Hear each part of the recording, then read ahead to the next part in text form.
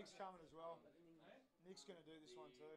Oh, we've got a Colombian fellow with it. They're all not working because we've changed where the scoreboard Versus is. Turkey. No, he's doing the sound. The goal Oh, scorer is still? today. The sound. The sound. Oh, you're doing the sound. Nick's coming in to help you. You just had him yesterday, didn't you? Yes. Yeah, okay. You know you got it. Thank you.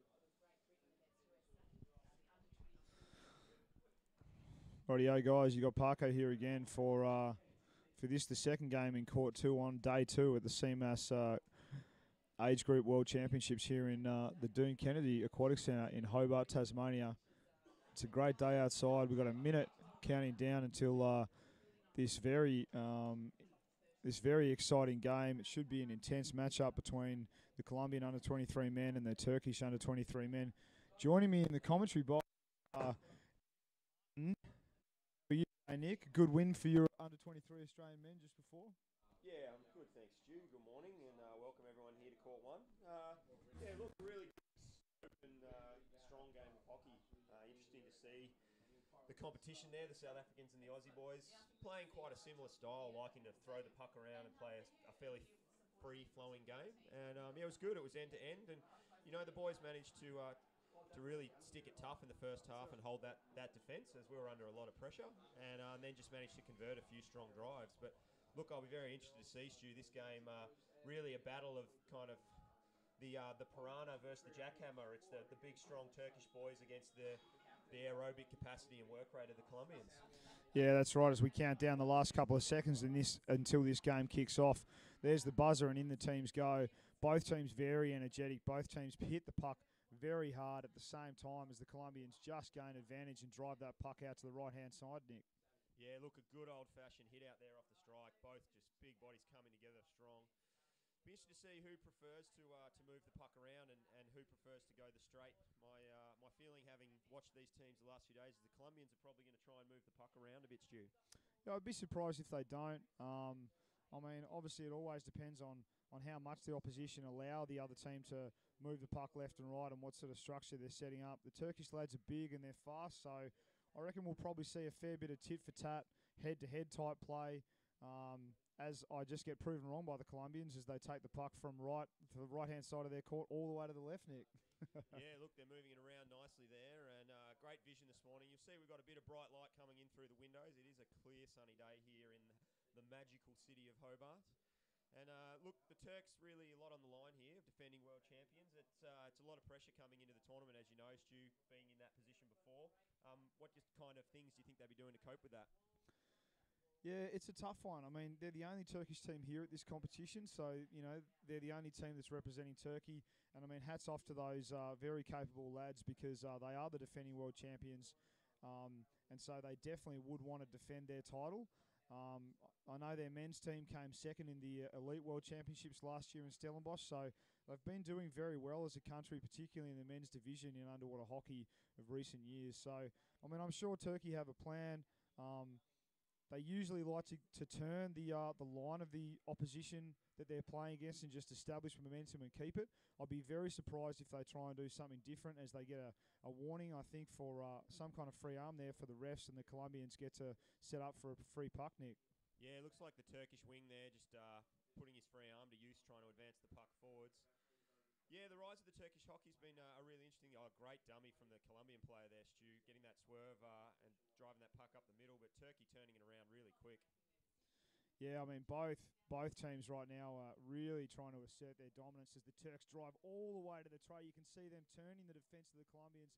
The puck has ended up in the tray, and once they had that momentum established, they really did not take their foot off the pedal. The referees are conferring, but that is first blood to the Turkish under-23 men. Looks like the Turkish number 12 there, Sina Demirtas. Yeah, look, the Colombians electing to go up the centre corridor there off a defensive free puck, and then just running into that Turkish wall, you know. In defence, maybe not the best choice to be making. Yeah, well, I mean, I guess the proof is in the pudding, and obviously they're one goal down now. I mean, the way that I saw the fall of the puck there, it could have spilled out to the Colombians, but the Turkish guys were just in the right position at the right time and made all the difference, allowed them to sort of like catch a Colombian defence that was just sort of initially trying to get that puck on a 45 going forward, allowed that sort of centre channel to open up enough for the Turks to just get onto it and get that momentum going. As you can see them again, just trying to sort of drive that puck behind the Colombian defence and again establish players over the top. The Colombians are really being asked some good questions by the Turks at the moment, Nick. Yeah, it looks to me at the moment, Stu, like the Turkish are probably owning the bottom a little bit better. They seem a little bit flatter. The Colombians just seem to be chasing after the puck a bit more and sacrificing a bit of body position. Yeah, that's right. I think the Colombian numbers on the bottom is helping them out, but I agree. The Turks definitely look to be sort of controlling their bottom position better. Got their hips on the bottom in good, strong positions, and they don't tend to be sacrificing the bottom as they move around. So the Colombians are definitely going to have to watch that. Like we've seen before, their ability to get a lot of numbers on the bottom repetitively is certainly a positive for the Colombians. But, you know, it's only 1-0 at the moment, and the Colombians can certainly come back from that. But the Turkish guys are looking strong, so it'll be interesting to see if they can swim this game all the way out as they press another attack and really stretch the Colombian defence, Nick. Yeah, the Colombians managing just to swim that one wide to safety there. I think we've got another call on the surface. Looks like the referee's signalling a long advantage being played on the near side here by Helen Canavan, the number 1 ref hat, being promoted there to number 1, Stu. Yeah, well, you know, obviously Helen saw something a few seconds before the buzzer initially went, and she's given the advantage puck to the Turks right in front of their attacking tray, right in the middle channel. That's pretty much where the attacking team wants that puck to be, on an advantage puck. The Colombians desperately defended out to their defensive left-hand corner, so well done to Colombia for really nullifying a very strong push by the Turks. It'd be interesting to see what the Turkish guys try and do from this corner, whether or not they try and sort of press down the back wall or bring it out and around, Nick. Yeah, look, the Turkish number 11's just kind of lurking at a 45 out off the Colombian goal tray on the surface there, just waiting for what looks like a bit of a puck recycle off the wall. The Colombians seem to have that strong 3 people on the bottom. We've got a signal on the deck, though. We've got an obstruction called against the Turkish number 6, it looks like there. That's, where's my Turkish list gone? Sadeten Ibrahim Genkl. Yeah, old Sadeten, obviously just a little bit of rock and roll down on the bottom that the refs didn't like, but I know they brought out the warning thumb as well, so Sadeten's definitely going to have to watch that, but you know, they really were pressing the Colombian defence there very well, and the Colombians are going to have to, you know, I think just ride out the first 5 or 10 minutes of this first half.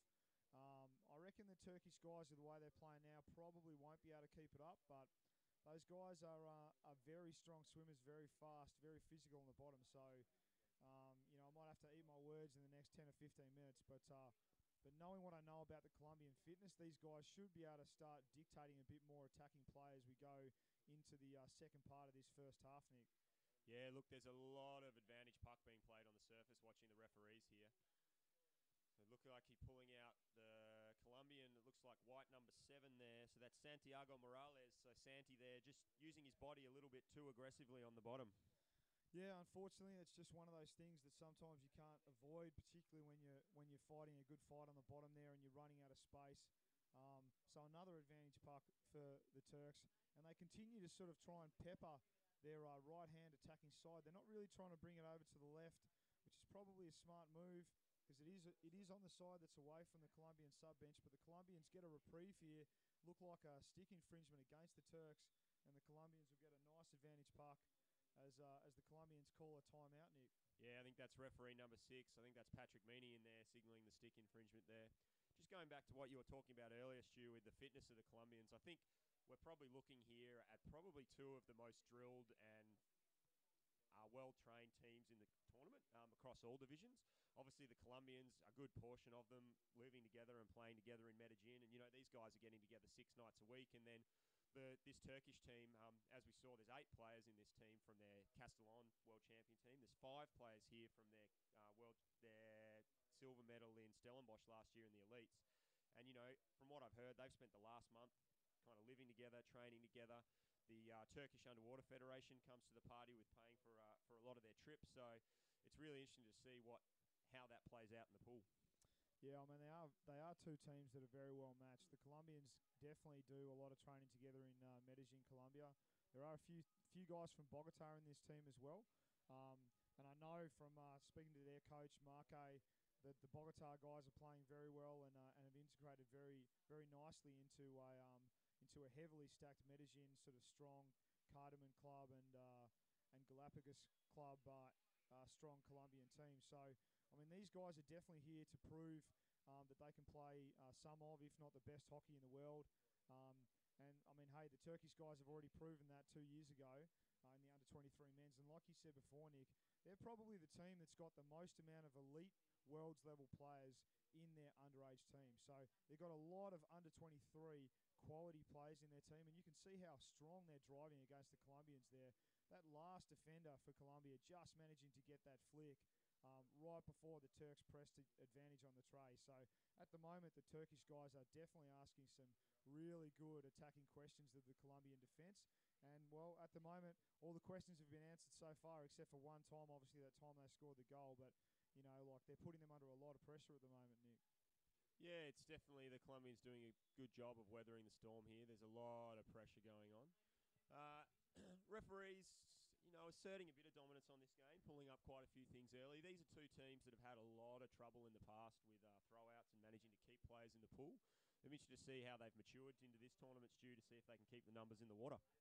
Yeah, that's right. I think, yeah, well, it's very hard to sort of preempt what's going to happen, but that's true in the past. Both teams have had some periods of time in games and previous competitions where they've had a lot of players in the bin for sort of physicality leading to infringements against opposition teams. So, you know, both of these teams play a very energetic, very tight structure at times, particularly when they're moving forward. And they don't tend to like to sacrifice bottom position even when the puck is being taken off them. So, you know, they do, or they can tend to do a little bit of obstruction type fouls every now and again. And you can see there's been a few stick infringement type things going on as the Colombians have a big drive straight down the pool on the right-hand side there, right underneath the Colombian bench. The Turks just managed to turn that puck away from that drive. It looks like the refs have called another infringement against the Turkish team, Nick. Yeah, look, great numbers on the bottom from Colombia there, really getting tight in behind that drive. It'd be interesting to see. The Turks really haven't had a lot of pressure put on them yet and how they can respond to Colombia really turning the puck around here. Yeah, I mean, we're into this last 5.5 minutes of this first half, and the Colombians are seeming to get a little bit of attacking momentum going. So it'd be interesting to see if that's a factor of the Turkish team getting a little bit sort of tired. They definitely had a lot of energy and were establishing like a real attacking dominance on that first sort of 5 to 10 minutes of this game. So a very hard thing to keep up, particularly when it relies on a lot of numbers on the bottom and a lot of very strong, hard swims, initially dictated by the Turks. So I'd be very surprised if the Colombians don't get a few more attacking opportunities now, Nick. Yeah, and look, it can be really frustrating when you put all this pressure on another team and their backline just doesn't let you in. So one of the advantages the Turks have got is that body size, really helping them out. We've seen a few times here where unless the Colombian boys are in really, really perfect body position, they're just getting muscled off, whereas the Turks are getting away with just a little bit more, being able to just lift their hips off the bottom a bit more and not necessarily be as flat and tight, just because they've got that extra 10, 15, 20 kilos on a lot of these guys. Yeah, you can see on that free puck the Colombians had on the right next to the Turkish sub-bench about a minute ago, the Colombians didn't really try and disguise the fact that they were going to drive that puck in on a 45 towards the centre channel, and the Turks were all over it. And, you know, essentially they got their bodies there, big swimmers, big lads, and pretty much nullified any kind of attacking move that the Colombians were trying to generate. As we see, the puck is right in front of the Colombian tray as the Turks generate another big, strong move just to the right-hand side of straight in front of the tray there. The puck goes to the back wall, and the Colombians are desperately trying to get it out. We've got a call on the surface there, Stu. Yeah, it's against the Turks. Even though the puck has been put in the tray, it's been called no goal. Yeah. The Colombians just getting out of jail there with a really desperate sort of 20 or 30 seconds of good defence there, Nick. Yeah, referee number 6, Patrick Meany, signalling a stick infringement on the Turks there. And that's quite a few stick infringements now, so they're going to need to be careful there. But the Colombians just struggling a little bit to clear that centre corridor in their defensive third, Stu. So they really need to get some of that movement of the puck wide. And we've got another signal on the surface here. So the referee's really trying to get this game under control. And we've got our first kick out for the game. It's the Turkish number 11, Koskan Orkun Vural, was one of their senior players who obviously plays in their elite team that didn't quite have the mustard to get over us in Stellenbosch last year, Stu. But he'll be a bit upset to be sitting out there, and he's really one of their key players. Yeah, that's right. He's a good, fast player, aggressive. And, you know, I don't think any player is ever all that keen to go and sit in the sub bench for a minute or more. I mean, they've called a timeout as well here. So each team is going to get about a minute to suck some air in and listen to some golden nuggets from their coaches. But I agree with what you were saying before. The Colombians just seem, you know, to be having a little bit of trouble. Once they start getting a lot of pressure applied by the Turk channel, having a lot of trouble getting it out. There is space behind them, but they just don't really seem to be using it. They like to recycle and sort of try and move directly, sort of lateral, sideways movement. And at the moment, the Turks seem to be kind of cutting that movement off, Nick. Yeah, it's interesting to see how it's toing and froing. Looking at the players on the surface now, Stu, the Turkish seem to be breathing a bit harder, sucking a bit harder, and just seem to be a little bit more kind of glazed over and a bit flat-eyed there. The Colombians all really focused on their coach, in tight, in a huddle. They seem to have a good energy going, and we'll see if that translates to the bottom. Yeah, we definitely will, as the Turks set up in good body positions on the bottom of the pool right before that buzzer went for that advantage puck the Colombians had. You can see it's right underneath the Colombian sub-bench with lots of numbers on the bottom by both teams. All those Turkish guys except, well, actually, no, bar one, the Colombians turn it now, but they all had good forward bottom positions. So the Colombians did a really good job of making that whole sort of structure the Turkish guys had turn as the Turks do exactly the same back to the Colombians and drive a good line down that left-hand wall, Nick. Yeah, it looks fierce in there, Paco. I'm pretty happy I'm not in there fighting this one out at the moment, but the Colombians have managed to swing that off the wall with a switch and really put a strong drive and attack up the wall. We've got a few players who reacted to the wrong buzzer there, and we'll see who picks up from that, but the Colombians really applying good pressure here. The Turkish still down a player, so this might be Colombia's chance to put one in. It definitely might be. It's always a danger when the player's right underneath another team's sub-bench. You know, they can get a couple of fresh players in there and get some good speed, some good momentum on the puck. I wouldn't be surprised if that's what happened in that case. There was definitely a lot of toing and froing between both teams, and then the Colombians just broke out on a big forward 45. And you can see now they've taken the puck all the way to that attacking left-hand corner, Nick. Yeah, the Turkish vice-captain, Koskin, number 11, is now back in the water, so we're back to 6-on-6. And on that far wall, there just seems to be a few breaks in play. It'd be interesting to see maybe if that's a reflection on just the intensity we've seen for this first 13 and a half minutes, where now a lot of players starting to catch some breath, or whether the Colombians really are just happy to keep the pressure on up there and wait to reload and go that 45 drive to the tray, Stu. Yeah, they're doing a good job of keeping it up in their attacking quarter at the moment. Not trying to press bad positions by the looks of it too soon. They're just sort of controlling the momentum or the drives out of defence that the Turkish guys are trying to establish and recycling that puck well. So, I mean, it's a good, smart play by the Colombians, and you can see there they've established some momentum down that left-hand wall again as the puck goes into the corner. It'll be interesting to see if they can generate this sort of deep attack position that the puck is in into some kind of press on the goals, Nick.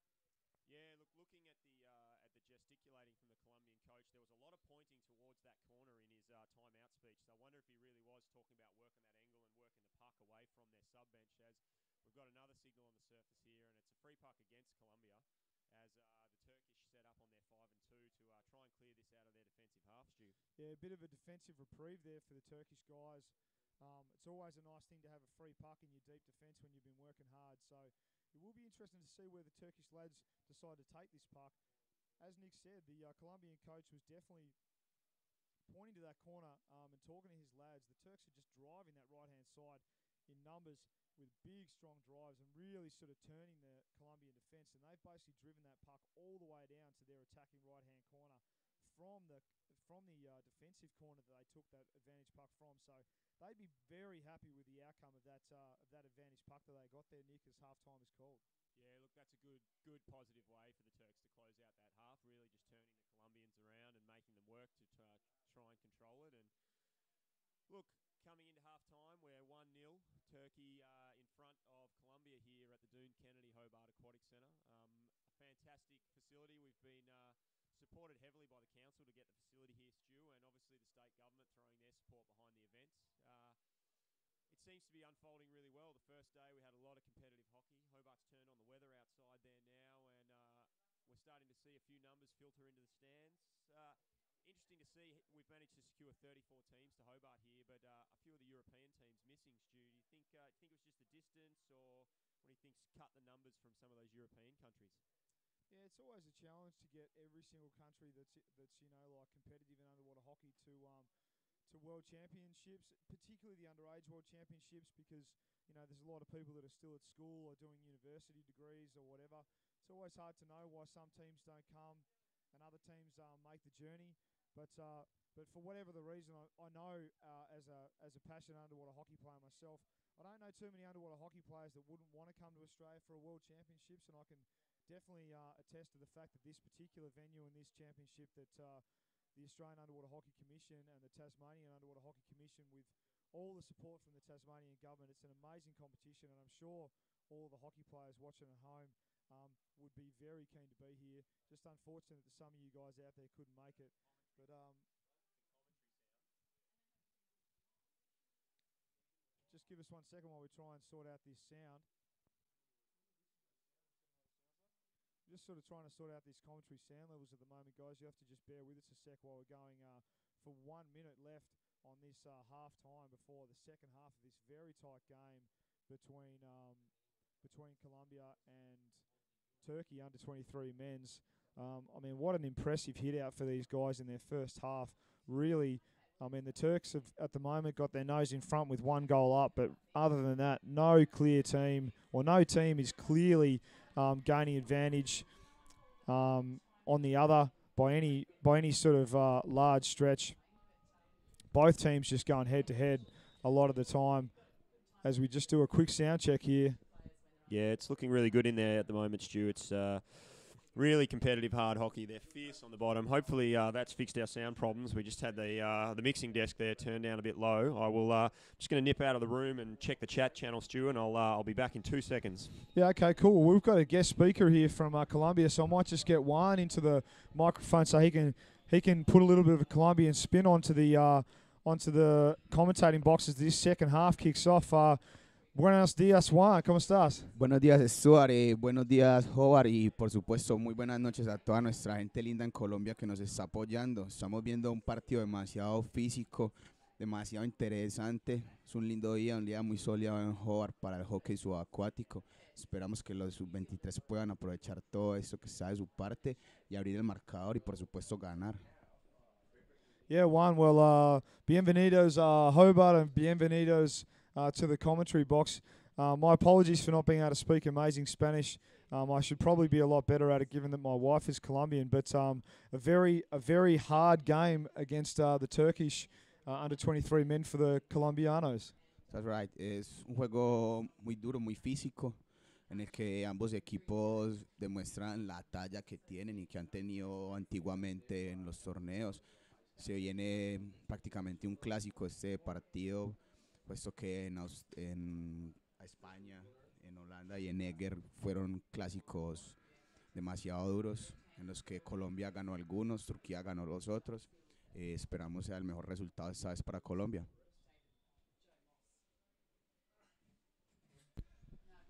And Stuart's going to take a little break now. He's had a busy morning on the commentary desk here. Obviously with his broken leg, that's really impeding his ability to commentate. So we've had to bring in this lovely lazy boy chair to keep him comfortable in this game. But as we see, we're back underway, in the second half. And it really is just a battle of attrition in the bottom there at the moment, with both teams just aggressive on the puck, trying to drive through. And again, the referees really taking control of the game and trying to keep it under control. Sí, se ha considerado siempre el juego colombiano como un juego muy tupido, en el que siempre llegan 3 y 4 jugadores a la pastilla, en el que siempre estamos atacando, intentando no defendernos mucho. También el juego de Turquía es un juego muy físico, muy fuerte. Yeah, and a nice swerve from the Colombian number 7 there, Santiago Morales, really working his way in, but just running into traffic. They seem to be the Turkish sending out 1 or 2 advanced players and then having a little stack of 3 behind, and the Colombians keen to take that first guy on, but then just running into the traffic of the Turkish backs, and Turkey then able to turn that momentum and really push it back against Colombia at this stage. It's a huge Turkish push. We've got signals from the surface and it's been pulled back, so gloving down the wall there. A little bit of relief for Colombia in a push that they really didn't have any answers for.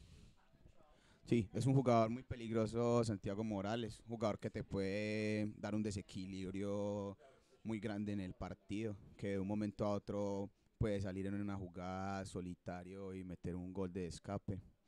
Esperamos que en este partido nos muestre unas hermosas jugadas y tenga un descuelgue grande y fantástico.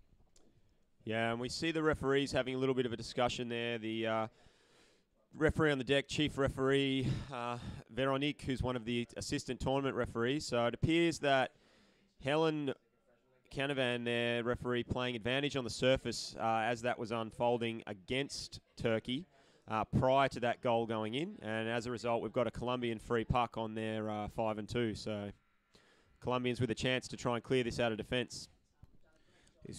Colombia es un equipo que sabe pasar muy fácilmente de la defensa al ataque, que se defiende muy bien, pero que también tiene delanteros muy rápidos como los son Emanuel Zapata y Santiago Morales.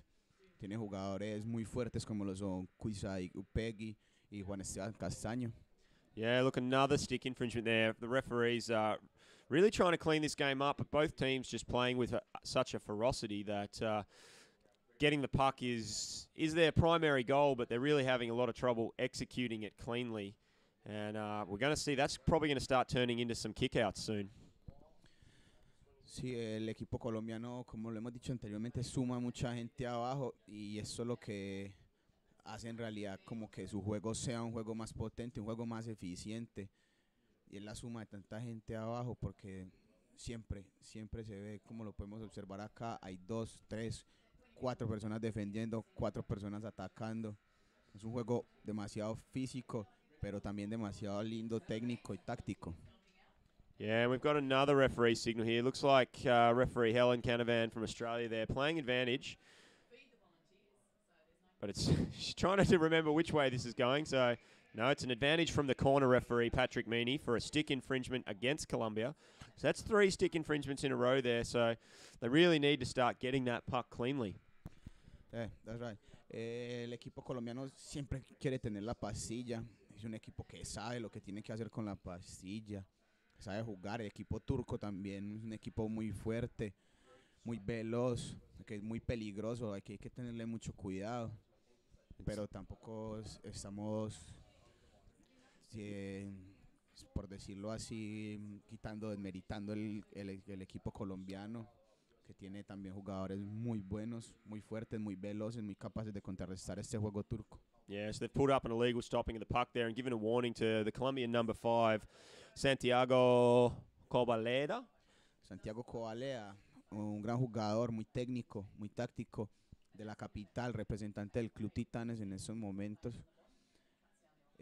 Siempre tiene muy buenos despliegues de fuerza y técnica, lo mismo que su compañero el número 9, Andrés. Yeah, so I'm getting from that he's a strong technical player that plays for Titanes. That's what we were talking about? Sí, son 2 jugadores de Titanes en estos momentos en el agua. Están Andrés Sánchez y Santiago Cobalea. En el momento Jordan se encuentra descansando, que sería el tercer jugador que aporta el Club Titanes a este equipo. And we've got the Turkish number 2 in the bin there for a minute now, which is Koskan Yagiz Aydin. And the Colombians now with a power play opportunity, 6 against 5, have managed to push it down into the Turkish defensive half. The referees, again, quite stop-start this game. We've got a warning for the Turkish number 12 there, or number 13, sorry. So that's Mert Dogan for Dochen. I'm going to have a go at some of these Turkish pronunciations. He's been warned, but now we've pushed it back, and it's against Colombia, so obviously some advantage being played there. Es una falta muy repetitiva al guante. Se ha pitado mucho esa falta en este mundial. Lo mismo que el mal uso del stick. Sabemos que no es por mala intención de los jugadores, sino que puede que en su afán de ir a atacar o en su afán de ir a defender toquen con la pastilla el guante. And it doesn't really look like anyone wants to take control of this game. There's no one reaching in to grab that puck and make it theirs and turn it into to positive possession and positive pressure. It's really just a matter of, can I punch it through you? Can you punch it through me? Who can stay down the longest? And it'll be interesting to see if either team can actually win a tournament using that tactic, as opposed to trying to really influence a game and take control of it by taking possession of the puck. Yeah, that's right. Es un equipo que, como lo dicen, pues es tanto equipo adentro como afuera. Se quieren mucho. Entonces se refleja eso en el agua. Se ve la unión. Siempre están 2, 3 abajo, complicando así mucho el juego de los turcos. Nunca se ve atacando un colombiano solo. Nunca se ve un colombiano defendiendo solo. Siempre están ahí todos, como lo han dicho siempre y lo hemos dicho, como una gran banda, la banda Piraña. As the Colombians get some good possession there after what was a horrific back flick in the center corridor, but they've managed to drive it all the way up to the Turkish defensive corner. And it really is just a battle of the fuerte at the moment, and it's not really playing out strong for any team, but we've got 2 minutes being dished out here. Just checking the face of the Colombian number 15 there. Carlos Andrés Pérez. Carlos Andrés Perez, who's obviously been cleaned up by this Turkish player. And it's 2 minutes for the Turkish number 8. So that's Mertcan Sapgioglu getting 2 minutes there for some kind of unsportsmanlike conduct from the looks of it. Sí, esperemos que el equipo colombiano pueda aprovechar todas esas faltas que están haciendo los turcos y puedan abrirles así el juego para buscar una gran oportunidad de gol. Es prominente el equipo, el ataque del equipo colombiano es un ataque muy fuerte. But it looks like they might be changing this call. Yeah, so they've sent him back in the water. It looks like referee Patrick Meany there just having a conversation during a ref's timeout, and they're actually going, I think it was probably for a dangerous flick, and I think the call might be that it's bounced off a glove up into the face as opposed to going straight into the face. Pues el juez lo ve como un rebote en el que no hay una jugada muy peligrosa y vuelve a ingresar al jugador turco al agua, que ya lo había expulsado. Es una jugada muy controversial, pero bueno, es la apreciación de los jueces. Yeah, as they fight it out in our little dead spot there between camera 5 and camera 6, and we are going to shift those cameras back a little bit shortly so that we pick up that area in the court.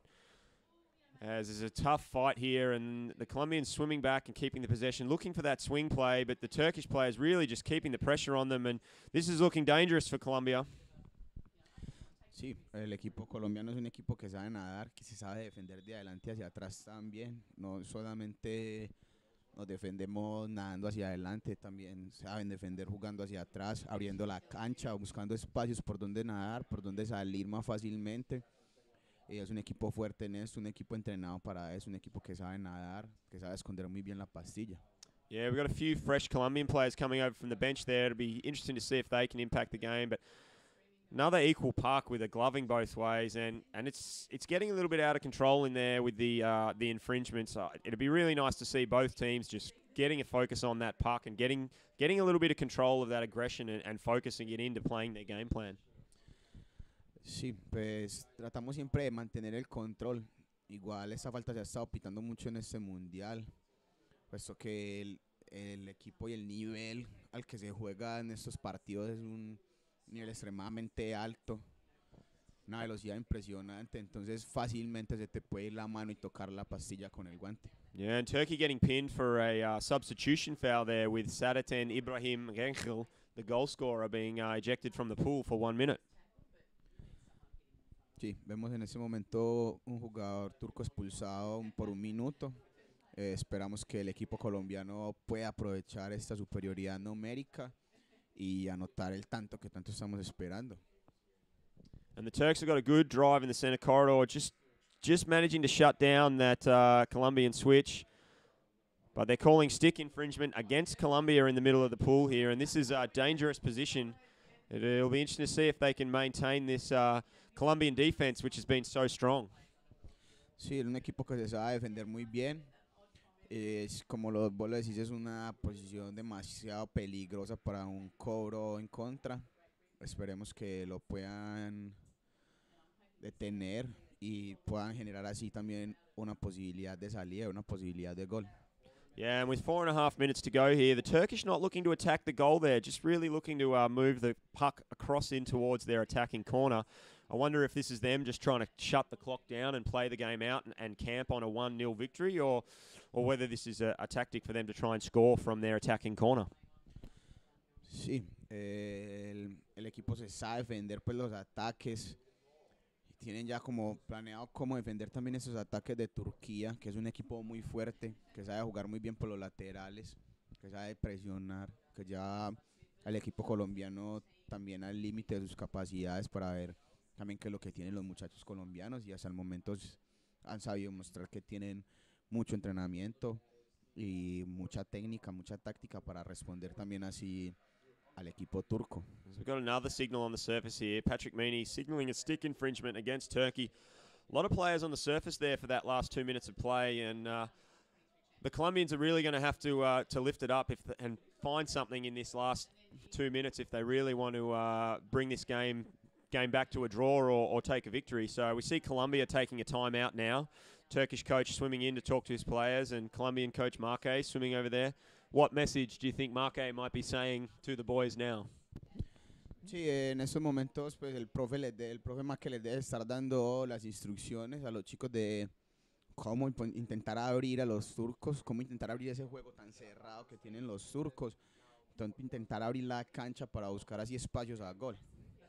Yeah, look, I think Marque is one of my favorite gesticulating coaches. His hand movements are always very precise and excited, and he's very passionate about his hockey. Right. Es un entrenador muy entregado, muy dedicado a su equipo, los quiere mucho, entonces siempre está ahí, siempre, y quizás por eso hay veces se da como un poco desesperado en su pasionalidad, pero no, el profe siempre está pendiente a sus muchachos, intentando como darles las mejores indicaciones. Esperemos que los chicos en esta ocasión puedan acatar las indicaciones y puedan atacar y llegar al gol.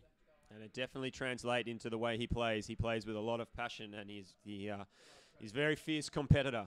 So it looks like the Colombian number 13 being thrown for 2 minutes.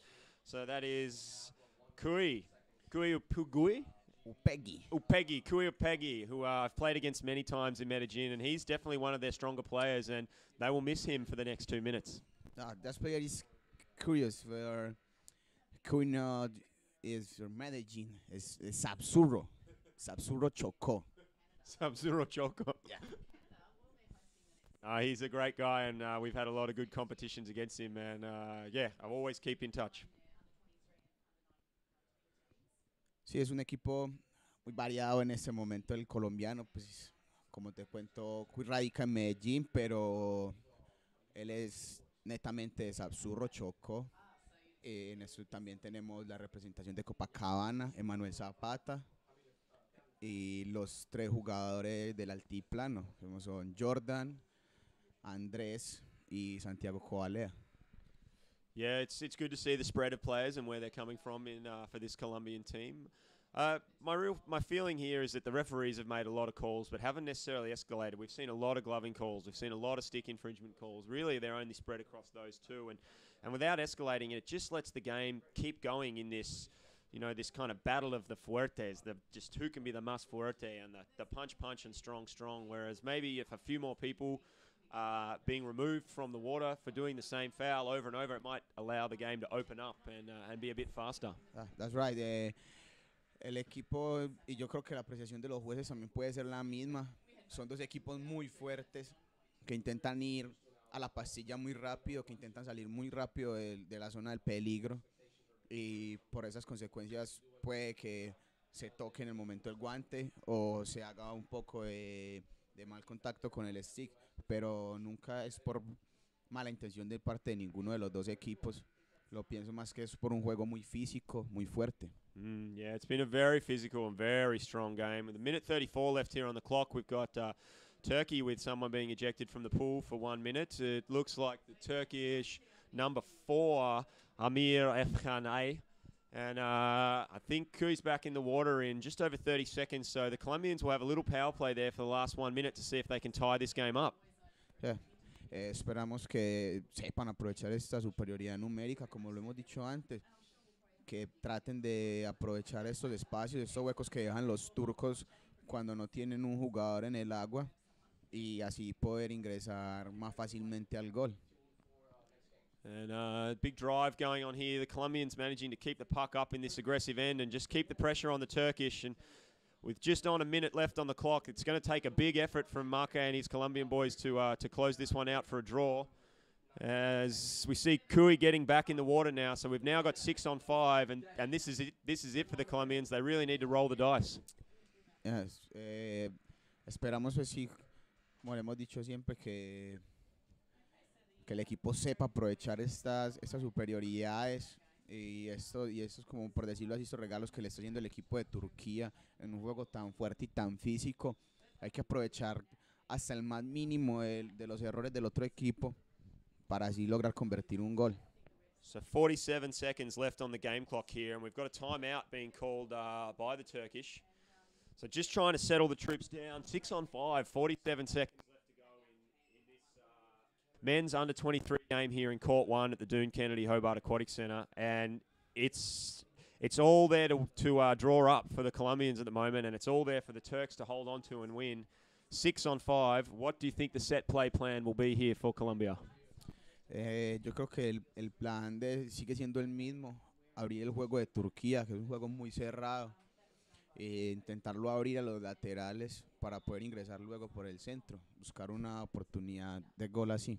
Yeah, so I think that's a good plan, moving that puck across into the middle of the pool with a bit of that sideways and angled movement, and then really getting the numbers behind it and driving it up the centre corridor. As we see Turkey setting up with the 2 players there ready to hit, and the Colombians certainly looking more for that lateral movement, but that's a great swerve inside there. But I think that's Santiago Morales there driving that one in.